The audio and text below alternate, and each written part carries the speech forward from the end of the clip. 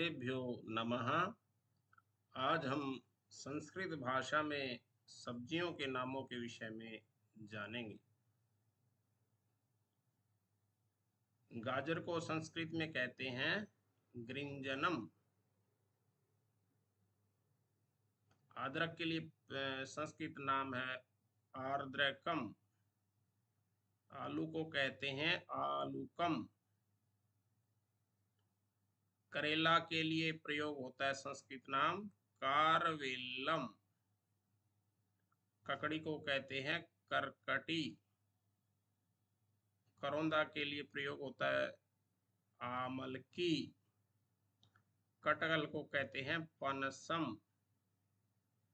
गोभी को कहते हैं संस्कृत में गोजिह्वा। कुंदरू को कहते हैं कुंदरुह। और गांठ गोभी के लिए प्रयोग होता है शब्द कंदशाकम। कड़ी पत्ता को कहते हैं गिरी निम्बह। मूली को कहते हैं मूलकम। मिर्च के लिए प्रयोग होता है मरीचिका। मटर को कहेंगे कलायह। मशरूम के लिए प्रयोग होता है शब्द छत्राकम।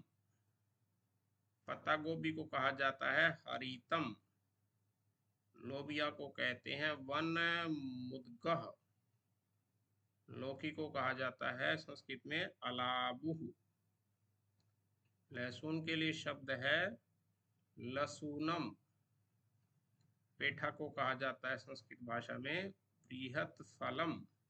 शलजम को कहा जाता है श्वेत कंदह। शकरकंद को कहते हैं शकरकंदह। पीला कद्दू के लिए शब्द प्रयोग होता है पीत कुष्मांडम। झींगा तुरई को कहते हैं जालिका तुम्बी। अरबी के लिए शब्द का प्रयोग होता है आलू कंदह।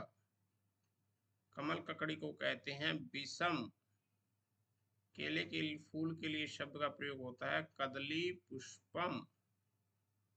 केले के तने को कहते हैं कदली कांडह। बांस की कोपल के लिए संस्कृत में शब्द है वंशांकुरः। कच्चा पपीता को कहेंगे हरित मधु करकटी। बैंगन को कहेंगे वृंताकः। प्याज के लिए शब्द है संस्कृत भाषा में पलांडुः। पालक को कहेंगे पालंकी। मेथी को कहेंगे मेथिका। खीरा को कहेंगे उर्वारुकः। सहजन को कहेंगे शिग्रुः। सोआ के लिए संस्कृत में शब्द है शतपुष्पा। चौलाई को कहेंगे संस्कृत में तंडुलीयकः। सेम के लिए संस्कृत में शब्द है निष्पावः। हरी प्याज को कहेंगे हरित पलांडु। चुकंदर के लिए संस्कृत भाषा में शब्द है पालंक शाकः। टमाटर को कहेंगे संस्कृत में रक्त फलकम।